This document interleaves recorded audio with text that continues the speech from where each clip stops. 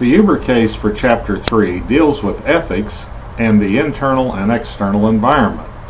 Two areas I will focus on, including the stakeholder concept and the general environment.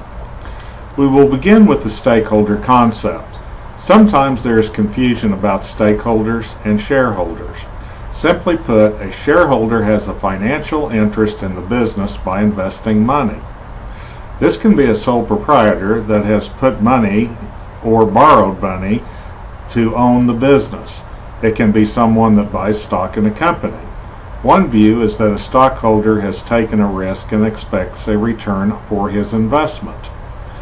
In this case, our sole proprietor has put everything on the line and has vested interest in the success of the company. Our investor that has purchased shares of stocks may be totally invested in the success of the company, or he could be a passive investor that really doesn't care what happens as long as there's a return. An example is someone investing in a 401k.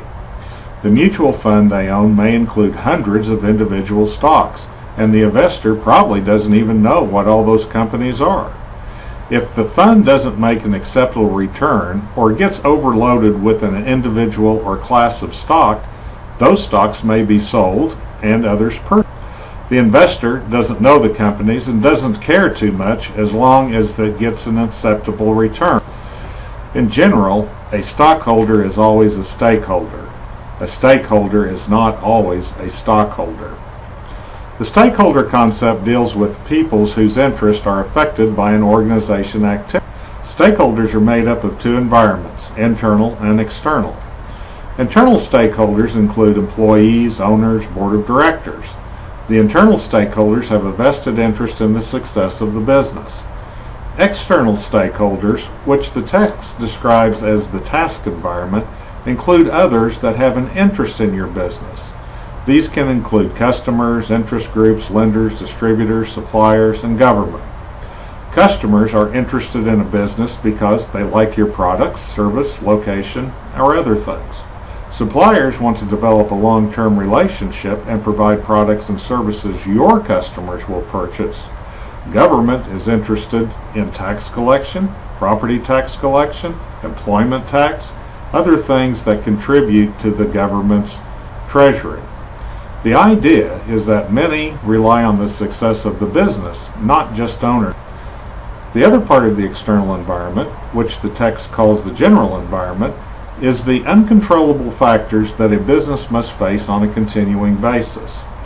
The general environment is also used for developing business strategy. The areas of the general environment include economic, technological, socioculture, demographic, political, legal, and international forces. Economic deals with how the economy is performing. Are we in a recession? Are we in growth? Is there inflation? Technological deals with new ways to transform resources into goods and services. The advent of the internet has changed the landscape of communication and the retail industry. Socioculture are influences and trends that affect an organization or industry. People practicing healthy eating may want to eliminate sugar. This means that soft drink companies would have to adapt by providing healthy or lower sugar drinks to maintain market share.